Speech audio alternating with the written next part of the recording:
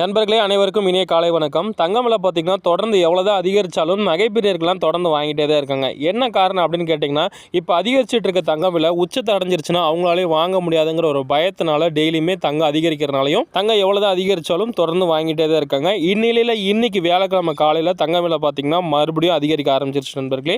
வாங்க இன்றைக்கி தங்கம் எவ்வளோ அதிகரிச்சிருக்கு அப்படிங்கிற முழு தகவலையும் இந்த வீடியோவில் ஃபுல்லாக பார்த்து தெரிஞ்சுக்கலாம். அதுக்கு முன்னாடி நம்ம சேனல் இன்றைக்கி தான் ஃபஸ்ட் டைம் பார்க்குறீங்கன்னா நம்ம சேனல் டெய்லியும் தங்கம் மற்றும் வேலை அப்டேட் பண்ணிகிட்டே இருக்கிறேன். மறக்காமல் சப்ஸ்கிரைப் பண்ணி வச்சுக்கோங்க. தங்கம் வாங்குறதுக்கு உங்களுக்கு ரொம்பவே யூஸ்ஃபுல்லாக இருக்கும்.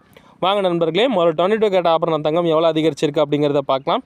இன்றைக்கி ஒரு கிராம் பார்த்திங்கன்னா 7,980 ரூபா, கிராமுக்கு 40 ரூபா அதிகரிச்சிருக்கு.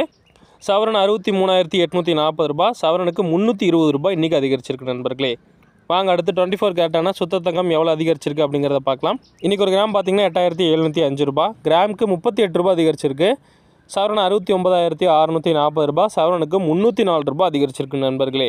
வாங்க நண்பர்களே, அடுத்து வெள்ளியின் விலை பார்க்கலாம். வெள்ளி விலை கடந்த ஒரு 5 நாளாக எந்த ஒரு மாற்றம் இல்லாமல் அதே விலைக்கே தான் நண்பர்களே விற்பனை ஆகுது. ஒரு கிராம் 107 ரூபாய்க்கும், ஒரு கிலோ வெள்ளி 1,07,000 ரூபாய்க்கும் இன்றைக்கி விற்பனை பண்ணுறாங்க.